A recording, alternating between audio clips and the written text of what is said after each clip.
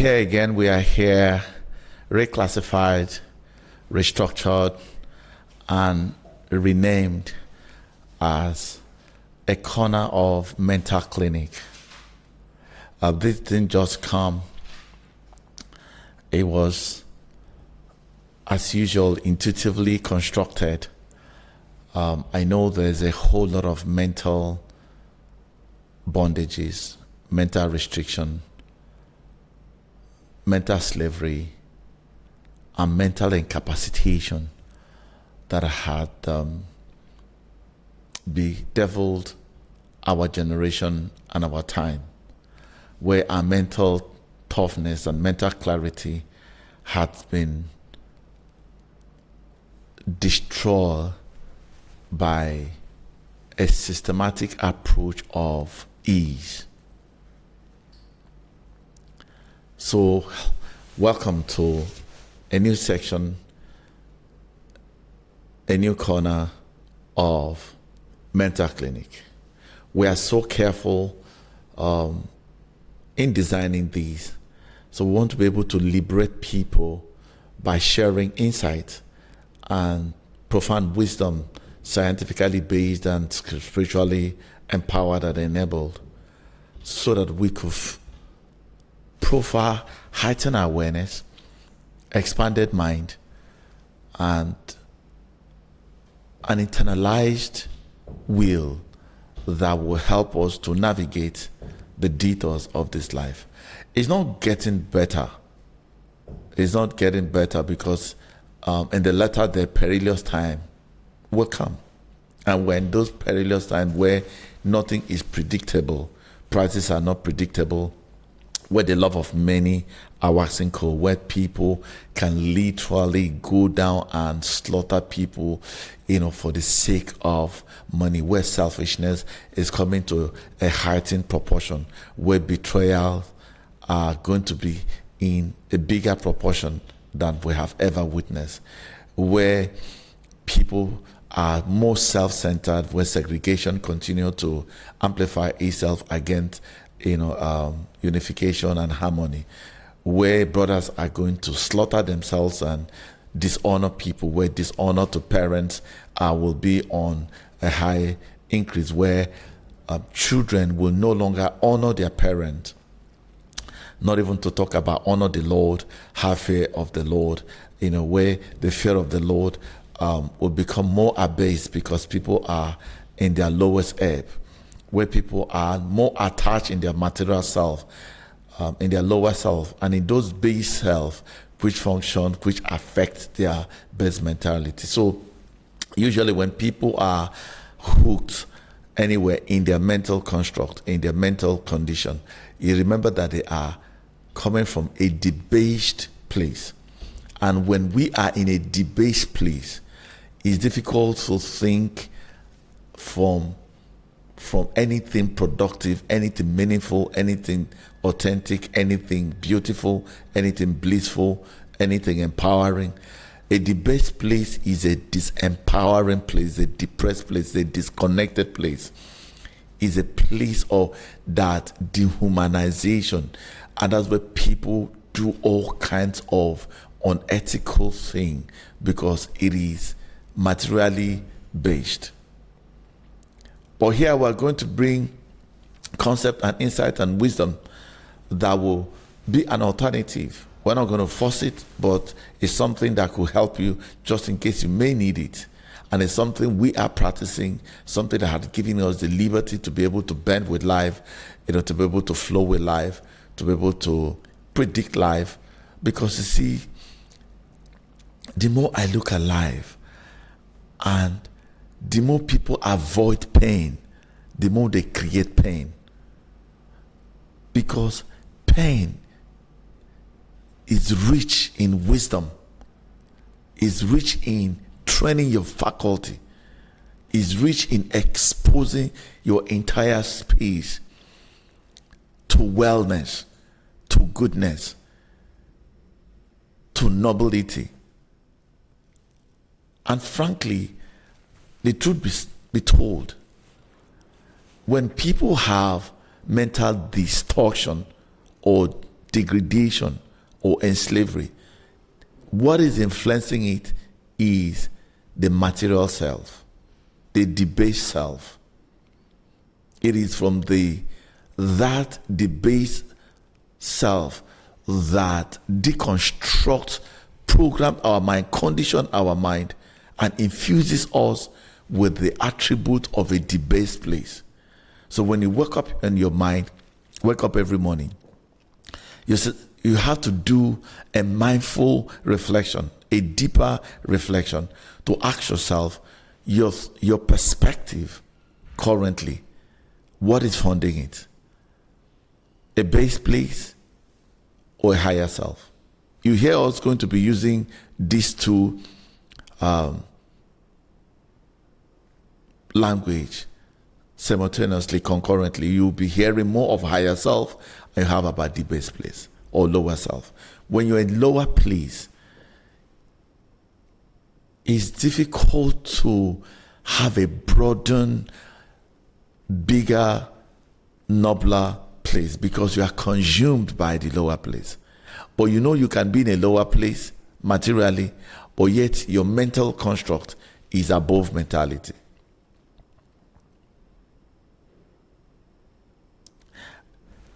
The more really I think about it, the more I ponder around it, the more I see manifestation.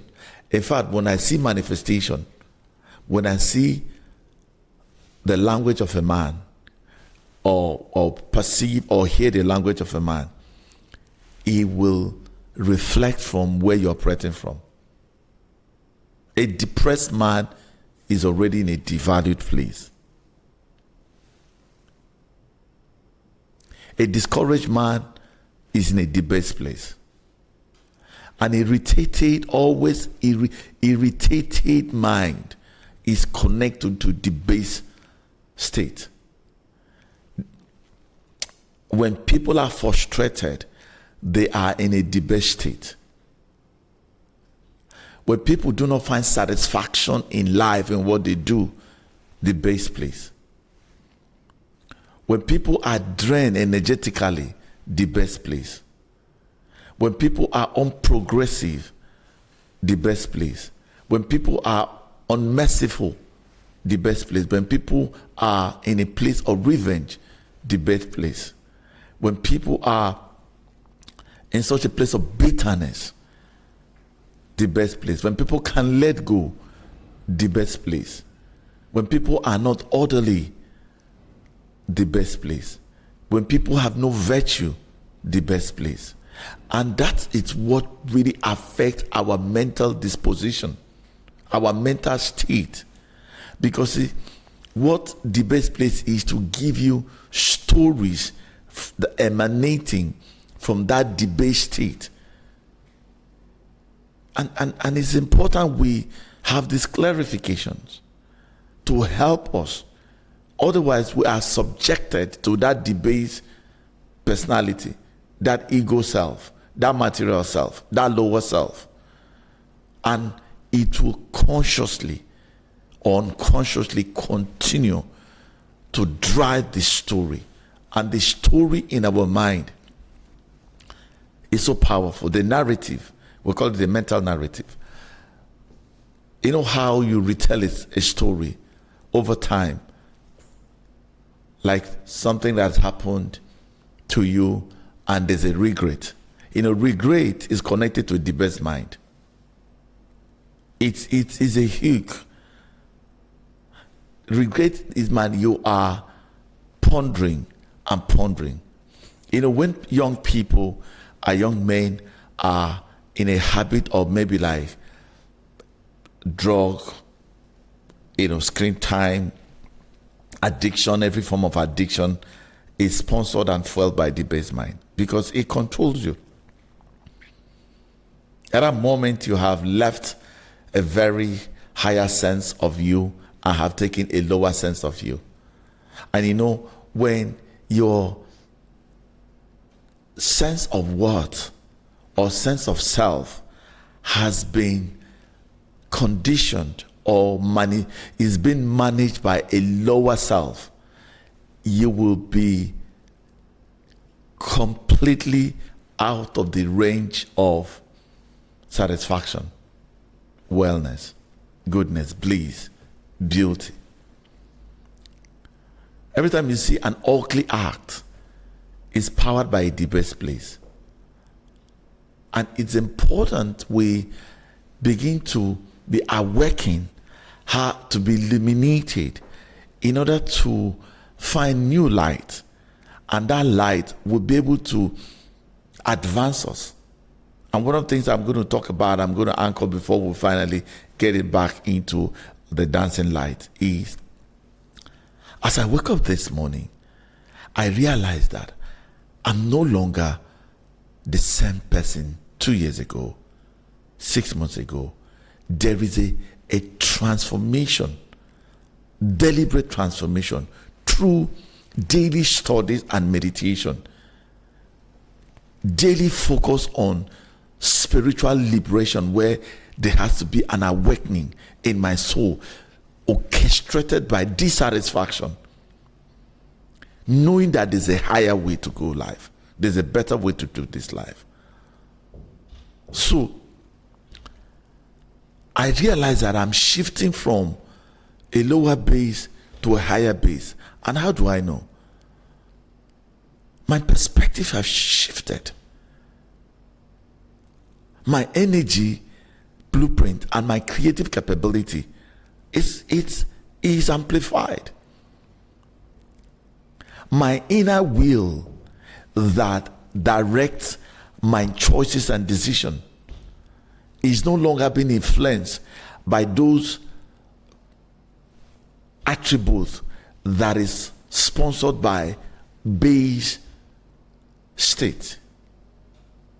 You know, I read something between a base mind and an illuminated mind. I look at the attributes of an illuminated mind that had been transformed. It's got to take work. It's not a laying hand of hand. A laying of a hand is to awaken you, to give you grace, to give you enablement, spiritual enablement. But it takes work. You got to study, you got to reflect, you got to ponder, you got to journal. Like I do a whole lot of rewriting. The more I rewrite it, the more I'm reflecting on it. There has to be a deliberate stay where you stay on reflection. You do deeper reflection and you do what they call shadow work. Shadow work is going inside of you to check the root of why you are in a debased life, and which is indirectly affecting your mental state. It's not a place to be. It affects your relationship, it affects your performance, it affects your well-being, it affects your mental health, it affects your disposition, it affects at some point your posture, because you see, what it does is that it de-originalized you. What it means that you are not the same original, you are not authentic, you are cloned. Well, most times we are performers rather than living life, because there is no authentic us. An authentic us is not the debased person. The debased person is not redeemed. Let the redeemed of the Lord say so. Redeemed means that I've been redeemed from the slavery, from the hooks, from irritation, from anxiety, from worry, from panic, from fear, from inadequacy, from low esteem, which are the component of a lower base that affect our mental state, and that's what ingrained disorder and distortion. Guys, we need to come to the place of transformation. At the entrance of the world brings us illumination. What is illumination? Transformation, because this is a fire that goes into your conscious, your subconscious, and your inner self that is not matured. It's a process of maturity, and it comes through self-growth. And self-growth is not pap. It's not ease. And if you are at ease, soft, people say they want soft life. It's killing us. Soft life is not laziness. You see, be fervent in the spirit, serving the Lord. Do not be slothful. Laziness is the stream of suffering. In fact, for mental incapacitation. Because when you are tough, when you do tough things, it develops your inner resilience and your inner will. Let me break it down. There's what we call mental obstacles. Mental obstacles. Mental obstacles is what give you headache. And the expression of headache is disorientation, disorder. It's like malfunctioning. Mental obstacles is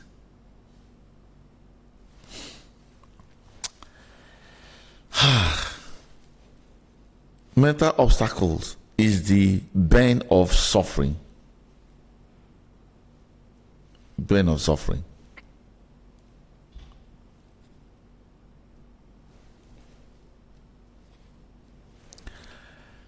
This is where judgment, comparison, inadequacies thrives. Now, mental obstacles, they are derived from negative narratives.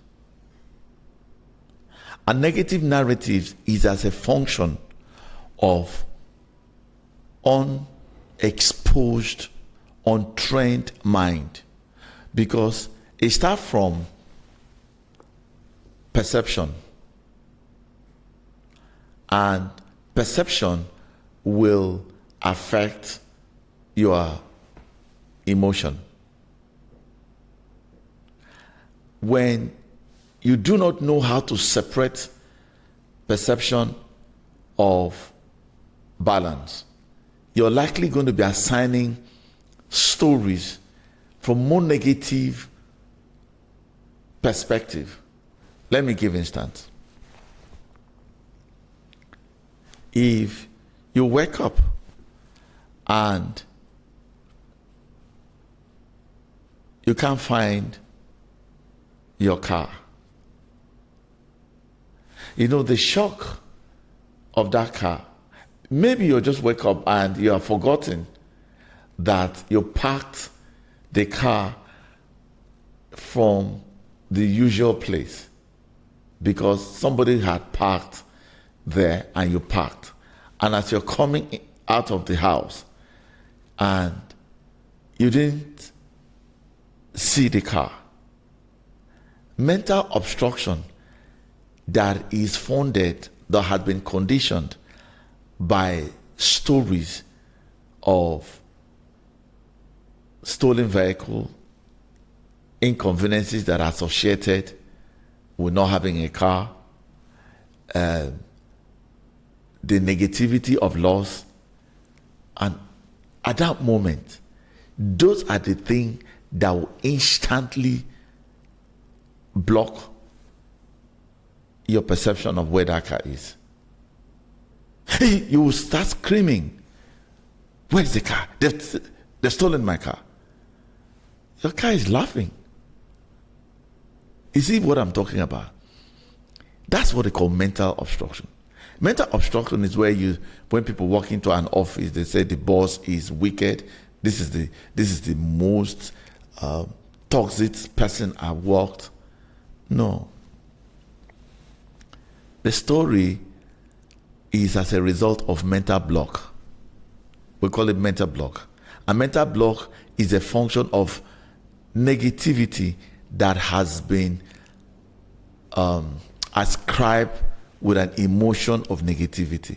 And so the more you attach stories with a negative feeling, it begins to affect your mind. And I read something it say, he that repeated matter as a preference.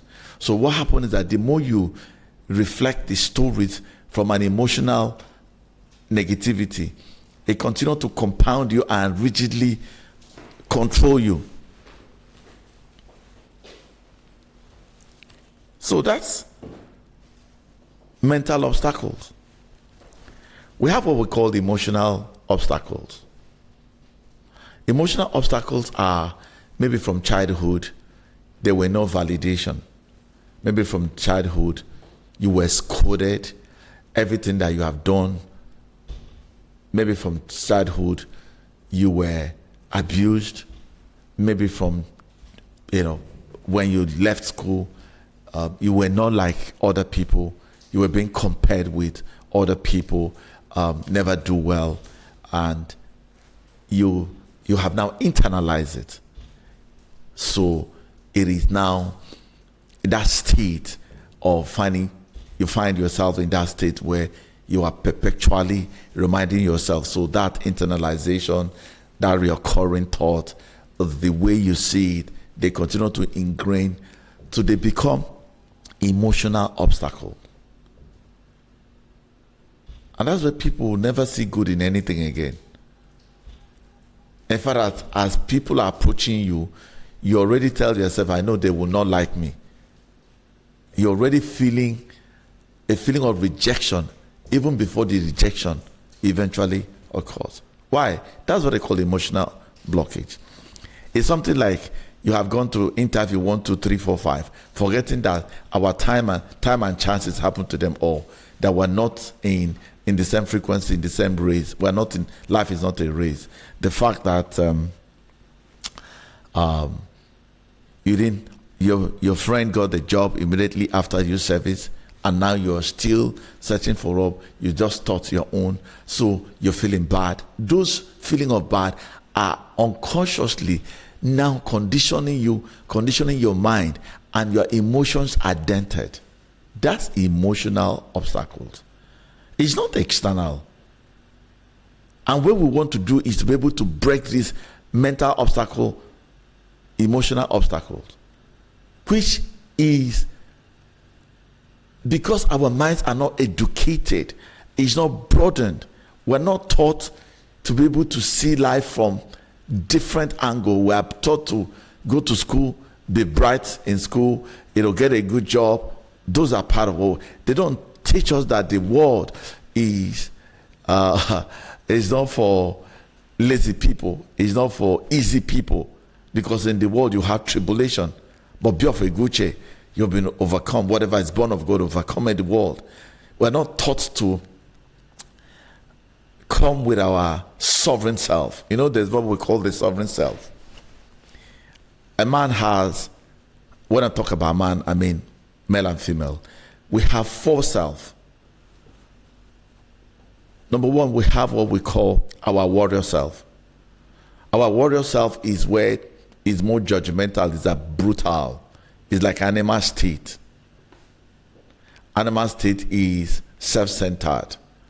It's all about you, defending, attachment, pleasure seeking, comfort seeking, validation seeking, reputation.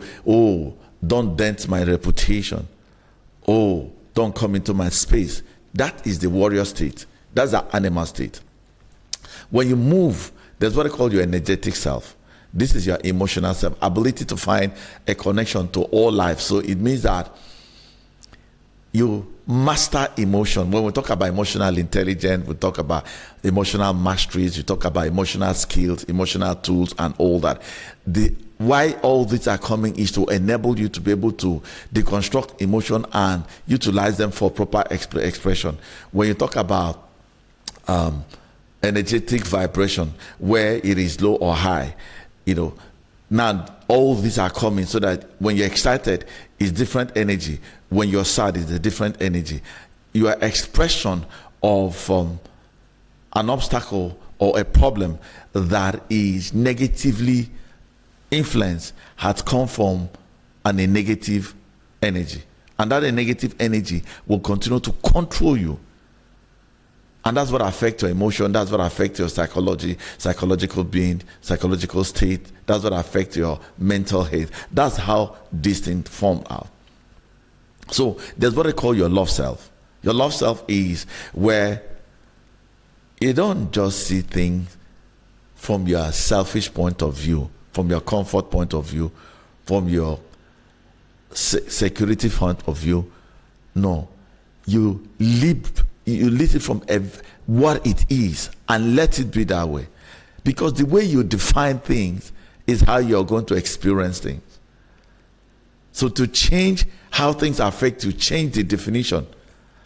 If you begin to love certain things, approaching from a place of love, it will entirely change your entire experience. So you see, people only come with their warrior self, or with their energetic self, which is the emotion self. They don't come with their love self, which is an essence, which is really your fundamental place, because your true nature is love and goodness. Imagine everything that you see, encounter, you can see good in it. You can find love in it. You can find training in it. You can find wisdom in it. You can find resilience in it. You can find mental awareness in it. You can find good in it because of your love disposition.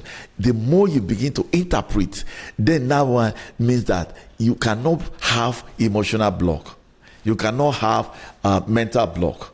Because why? Mental blocks are usually capped by negativity that has no progression.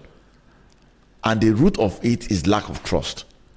Because the more you trust yourself, the more you begin to come into define from the place of love and the place of good. So the other one is your sovereign self. Your sovereign self. Your sovereign self is the place that you have recognized in your higher life, that you have the capacity, you have the competencies, you have the skill. Is when you recognize that you are a creator. Is where you have an energetic blueprint. Is where you have heightened awareness. Is here you have superconscious awareness. Is where you have mindfulness. Is where you become intentional. You are able to understand and have a relationship with yourself that you can handle it. That's a state of when you talk about whatever is born of God overcoming the world.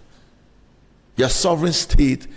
So at any point in time you do not come in this your fourth sense, you might likely going to be compromised to your authentic self. So let me read it again. You have what they call your warrior self. Your warrior self is the fighting self. The second one is your energetic self. If you have not carefully designed your mental skill, how to utilize your emotion to express, and you allow the reactive nature to continue to predominate your life instead of responding, then you have become a slave to your external trigger, and you have become so negative. And that's why your judgment is flawed, because it's not broad-based.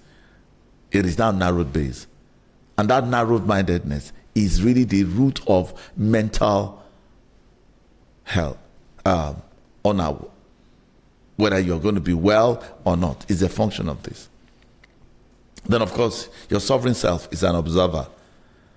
It observes how you mindfully and carefully and critically utilize your fighting skill. You know, when you say fight the good fight of faith, you have used not bad of faith.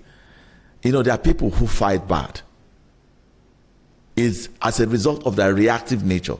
Once you are reacted, you are being controlled by external triggers. But when you mindfully want to go through the heart and respond, maybe through compassion, through non-judgmental approach, through mercy, through letting go, through love, you realize that the more you relate with people, that's your sovereign self. Now you are no longer being controlled. You are in charge of your responses. Why am I laying this foundation? Because if we are going to unlock ourselves from the mystery of mental obstacle, from emotional obstacle, it will also come to the impediment of the physical obstacles. Physical obstacles is a reflection of your mental state, emotional state, which eventually be an impediment. Have you seen people who procrastinate? If you look at their assignment, if you look at their task, they are always emotionally drained. They are mentally unstable. They find blame, they find excuses. Their physical state is responding to their mental state and to their emotional state. Stop fighting, oh, I'm lazy. No, it's not a physical weakness. No, it is a function of your mental instability that has been impacted by your mental negativity that is influencing your physical abilities and capabilities. Go and check people who exercise or sports people. Have you noticed that the fluidity of their physical, the lightness of their body, the flexibility of their body, the bendability of their body, the adaptability of their body, the ability to utilize their physical body is a function of the clarity that had come from their mental state and from their emotional state. When you struggle physically, don't blame external thing. Go back to the root of your mind form. Go back to your state of emotion, and they will help you. Of course, that also affects your duty and responsibility. And once your duty is affected, you realize that it's affecting your value consciousness. You begin to disbelieve yourself. And what it impacts, it will impact on what we call financial obstacles. Your financial obstacle is not lack of or the effect of the economy or the price change. Price has always been changing since we're born. Nothing has been as fixed. In fact, when I woke up, they said things were hard. So things have always been hard, and we are where we are. But here, your financial obstacle is a function of your physical capability that has been influenced by your emotional state, that had been also superintended influence from the mind state. And these are processes that most people don't sit down to categorize and be able to deeply reflect and be able to break them down to see that they are in harmony. And the truth is that if your mental state and your emotional state are compromised, it will impact on your physical state, no matter how big you think you are. Have you not seen people who are very big but they are rake? So even in their mental structure that you thought this one can handle issue of life, is raked. Why? The mental state. And that's why they are always reactive, angry. Because this is the root of the base state. So the more we help to amplify, the more you help to amplify the deep understanding. When people are fighting and say, people, my village people, the things are hard, my finance is low, your finance will be low. Because finance is rooted on how wealthy, how rich, the abundant state, the completeness, the robustness of your mind that has the capacity to influence emotional intelligence. Because finance is rooted on emotional intelligence, ability to master the mastery of your emotion, because your emotion is linked up to creativity. How you feel, let me tell you, how you feel will determine how much you are going to get. Those things are tied down. They are principles, they are truth. Stop struggling. If you go back into redeeming your mental state, your emotional state, and your physical, which translates to your capability, your skill, your competencies, your ability, your insightfulness, your ability to predict, the flexibility of your mind, your critical thinking, ability to display this, that's what will impact on your finance. When we talk about financial liberation, you can be a billionaire, but you are still afraid. When you're afraid to lose money, your emotion is affected. The fear, which is emotion, is also related to the state of your mind. Your state of your mind is feeble, is unstable. But when you have a stable mind, robust mind, extensive mind, inclusive mind, we talked about this in last section. We talked about a sound mind. Sound mind, in fact, your financial state that finds stability and creativity and expression is rooted in sound mind. So when I've not given you the spirit of fear, but the spirit of a sound mind, of power and love, these are sequence.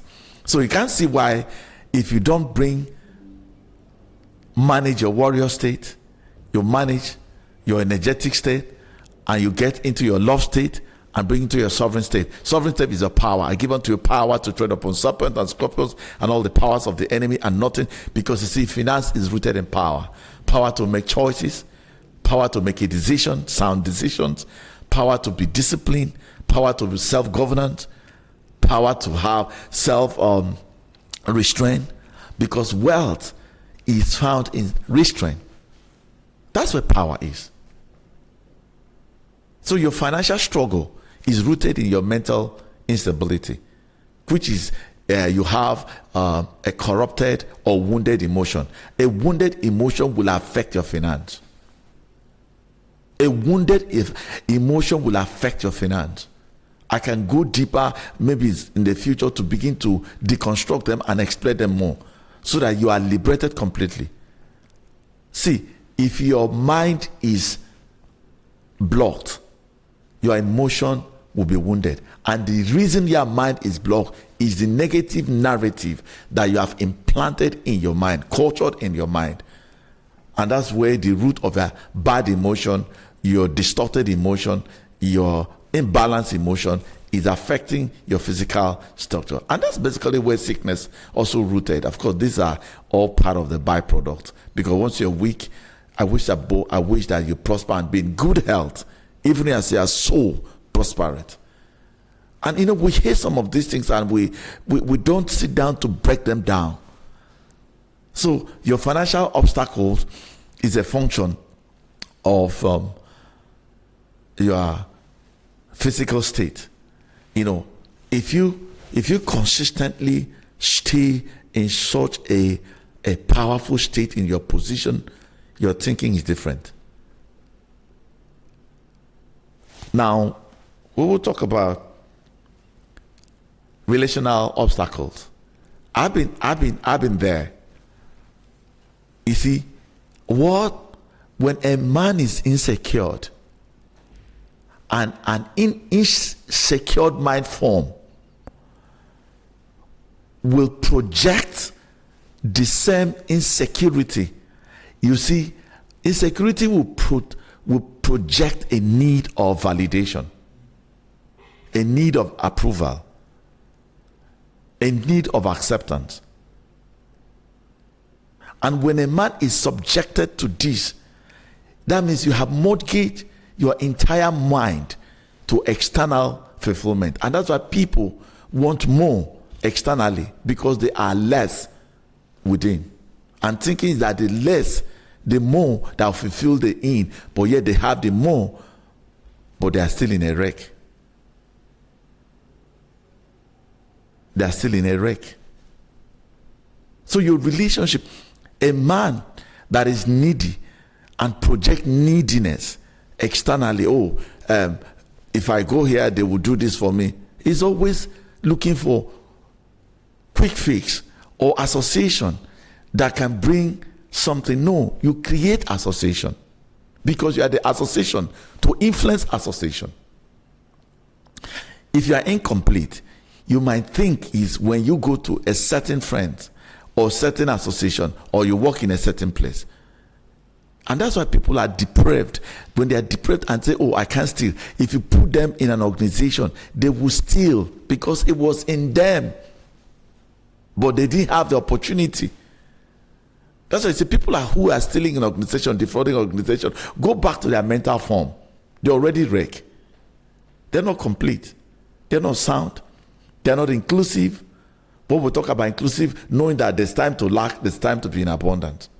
Extensive mind leads. I have a productive mind. I have a robust mind, large mind that can factor, that can be a factory to be able to forge solution.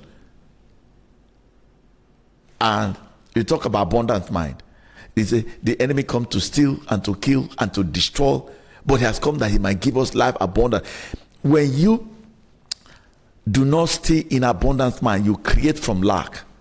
And when your mind is in a lack state, everything is eatable. Meanwhile, in your place of abundance, everything is about creativity, it's about expression. It's about expression. So you see, the root of the crisis you have about relationship is a function of your mental obstacles, the cap on your mental life. It's about your emotional wreck, which is the wounded self. It's about your physical ability, that enfeebled place, that unstable personality. Then, of course, impact on your duty, which is really where your value, which affect your finances. Of course, then talk about your relationship. And the last one I'm going to talk about is what they call the perceived obstacles. These are people who are always futuristic. They are always, what if I lose my job? People lose job and they survive. What if this marriage cracked? And that's why you see now, because of these perceived obstacles, you will realize that it affects your mental state. It's draining. You are more in a relationship you're supposed to be enjoying, in a work you're supposed to be enjoying, an environment you're supposed to be, but the perceived obstacle will continue to flourish your mind from a place of disadvantage. From the place of disadvantage. So you now see perceived obstacles. So you see how the sequential things are coming. Ladies and gentlemen, to be in a debased place is like a place of darkness. It affects your state of mind. It affects your emotion. It impacts on your physicality. It impacts on your responsibility, which is your duty, which is your service, which is really what is more. It impacts on your relationship. Now it impacts on your state of being. But Patrick, you're always thinking about this. What should we do? And that's why we're bringing Dancing Light. Dancing Light is such a topic. The more we explore it, it will first of all bring to three things. The first thing it will do is to redeem you from a place of softness. We are too weak in life. When you're weak, you project weakness, and the world will bring you tougher time. But when you find your strength, your mental strength, your emotional strength, your inner strength, when you come to your higher purpose, when you amplify your faith, these 5 things will help you to live a life to navigate courageously. And we are creators of our reality. We are the one who are the architects of how we feel. So, yes, if we can't control the accident, they will happen. We can't control the loss, that will happen. We can't control the rejection, that will happen. We can't continue that you wake up one day, your the people that you trained, you labored, will forsake you. It will happen. I mean, go and ask Joseph. The people that you died for will not die for you. You can't control it. So it takes weak people to succumb to those influence. But when you're courageous, you know that if you have trained them, you can train yourself. I mean, it's stupidity really to train people without training yourself. I mean, I told my cousins one time, I said, hey, I'm not training you because so that you can take care of me in the future. That it will be stupidity to train you for your future survival and wellness, and I will not train myself for future. I can't do that. It's not selfishness. Yes, I will make sacrifice, but the sacrifice I'm making for you, I'm also building a strength and capability to face the dangers of tomorrow, so that just in case you abuse me, because you see, most of the people do not respect you at that moment because you are training them. They only respect because you're training them and they benefit. And they are coming from a place of entitlement. That's the next one. Because softness is what affects our mental health. When we're soft, we become weak. And weak means that we absorb things rather than filter things to know how useful, how it connects to our true self, or how it impacts us, or how we should impact it. So when you talk about impactful life is not about when you leave legacy. Impactful life is what impact. Are you the one impacting, or the one our things are impacting on you? That's what they say. Guard your heart, for out of it are the issues of life. So soft life will affect your mental health. Entitlement is a drainer, because you loses your creativity. Because don't forget, it's more blessed to give than to receive. If you stay in any environment that you are always taking, you are weak. Taking shows a sign of weakness. But contribution is a time that you're amplifying your true self, because it's finding expression. It's hollow. Entitlement is hollow. It's shallow. Whether you're a boy, whether you're a daughter, don't always take from your parents. Sit down, Ma, what can I do for you? So how can you do too much? How can I do for you? That's a place of gratitude. Our gratitude is an amplifier. In fact, the greatest energy of elevation and upgrade and upscaling is gratitude. Is recognizing that, yes, something has been given to me. Yes, it's time for me to give back. Go and ask the guy who came back with after the order. He said, where is the 9? The 9 were soft, they were weak. The 9, they were entitled. But you see, the guy who was strong, mentally strong, dependent, but yet independent, who was not a consumer, but what? A creator, went back to say, hey, thank you so much. And he was amplified and got a double. Entitlement will give you singleness, narrowness, narrow-mindedness. But you see, once you get into doubleness, double standard, double effect, go back with gratitude. That's the place where you're not entitled. Entitled mentality is the drainer. It will kill you faster than the triggers.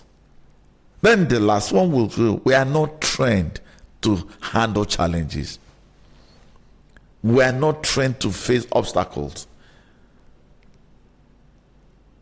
And now, don't forget, it's not your fault. It's because of the power of choice that are given to us. Because of the divine mental state that have been given to us to analyze, to project, to predict. That's what is the point. But if we don't have option, you can fight. So you now see that your mental health is as a result of how soft you are. Now, Patrick, how do we begin to we want to bring you to dance in the light. You are a light bearer. Say, I'm a light bearer. You need to tell yourself, I'm a light bearer. And as light bearer will bring light into the dim world. You have the capacity to shine your light, to dance your light. Because where there is suffering, there's a departure of the light of knowledge. Light thinkers are designed and influenced by empowering timeless light. So we talked about 3 things that will help you begin to address your mental obstacles, your emotional obstacles, your physical obstacles, your financial obstacles, your relational obstacles, and the perceived obstacles, the ones that have not even appeared, but they are in your mind. What if I lose my job? What if I lose my savings? What if my landlord reject me? What if they didn't give me the visa? Those are what we call the perceived obstacles. So number 1 is the attitude and approach. The attitude of the mind is critical. I mean, you've heard it, the attitude is altitude. So ask yourself, at this moment, if you have a good attitude, amplifying attitude, progressive attitude, will you be in a base state of frustration, in a base state of discouragement? Every time there is expression of frustration, you will tell me, oh, I'm human. Once that language is done, it means your attitude is an attitude of weakness, attitude of soft, attitude of entitlement, an attitude of incapacitation to face, inability to face challenges. You see how they're all connected? You have lost your light bearer. Now is dancing you outside the scope of light energized thinking and take you to dark energized thinking. And that's why, first and foremost, the attitude and approach, if you don't change, internally change, life is either lived from a designed life or a default life. Default life affects your mental health because it's reactive in nature. It doesn't initiate. It's not proactive, it's reactive. Now, so your attitude and approach, which will influence technically your perception. So you now see why we're saying if you have a low attitude, it will impact on your perception on something, which will impact on the definition, which will also impact on the relationship on the same matter. So something has happened. Let's say that you lost your husband and you have another friend who lost their same husband. The difference between both of you had the same circumstance. And maybe the other of your friend, her case is even worse because maybe she had like 5 kids and she's not working. And you're even working and have maybe like fewer children. Now, you can be in a depressed state or discouraged state and your word come to that dim place. Because what happened that you've allowed darkness to influence your mind because you're in it. Your friend who is under that path, who has what they call that enlightened mind, an awakened mind, an illuminated mind, now have a different attitude and approach, now affect her perception. You see why life happens. Where do I go from here? Responsibility has come upon me. Energetically, you'll find out that that person begin to find new comfort, new ease, new momentum, new optimistic tendencies that will now influence how she defined that and now will impact her physical action. Have you seen why it is important to understand attitude and approach? Of course, the second one is energetic creativity. If you are in a lower energy, is like a state of discouragement, a state of disillusionment, a state of disorientated. Like when you become disorientated, it means there's no orientation. You see why we're talking about designing a life? Because see, once you design a life, your energy is funded by a certain parameter you have set that you conform to your emotion, and your mind must be funded by that.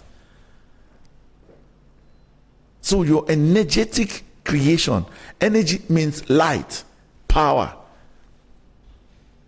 Once you lose power, it affects your mind. Once you lose power, just like when they take light in a house, you remember that it's difficult for you to really function in your full capacity. So now, energetic, you need to understand your energy. It is the root of performance. The ability to create in a creative state is a clear state of possibility. And that's the way you have now retrained your mind, because that is the light that you are flooding in your mind constantly. Never allow darkness to enter into your mind, nor flood your emotion, now to flood your physicality, which is in a way you are discouraged and paralyzed and inhibited and put a cap upon your life. So, attitude and approach, perception. Now, your energetic and creativity has to do with the actions that you take on a daily basis. Faith without work is dead. Pray as much as you want to pray, but please have a critical moment. Then you talk about cultivation and maintenance of inner strength. Cultivation. You have attitude and approach. You have energy and creativity. Then we have cultivation and management of inner strength. And they are not miraculous. They are intentional acts. They are mindful practices. They are life engagement within. We know here as above, so below. So within is a reflection of external. The light of cultivation. People, you can't, if you cultivate your mind, you have to transform from a place of soft to a place of strength. That's the mind in. That's your inner self. Like you go to farm and cultivate all that so that you can reap, that you can read your book and pass the exam. In the exam of life, if your inner structure is weak, it collapses because it doesn't have the foundation with which to rest. And that's where, in this inner strength, is what we call the will, the focused attention. And majority of us are focusing, which is the light we're talking about. The light we're shining more on our material self, which is a decaying self, rather than on our divine self, which is a higher self. So I want to bring it to close. We have laid a foundation. The dancing heart is based on the last point. Your cultivation and maintenance of the inner strength, which is your will. Your will is the driver of your mental state, of your emotional state, of your physical state, of your financial state, of your relational state, and of course of your future self. I'm excited, the depth at which will bring enlightenment and insight. If I were you, I'd bring my friends, everyone who is struggling with their mental health, they have suffered loss, come here. There's a spirit of compassion here. We will be able to non-judgmentally bring you to radical love and radical acceptance, where there's a transformation from a lower self to a higher self. And that's why we continue to challenge status quo, redefining the standard of life, and consistently invite you to dwell in goodness, because to dwell in goodness is to find love, and goodness is to find perception and to find power. Thank you so much. It's our mental clinic. See you next time. Drop your comment, put in your review. Let's bring your own perspective. It's not a monologue, it's a dialogue. Above all, we are in this journey of transformation, elevation, and to heighten awareness. Stay empowered. Stay in goodness.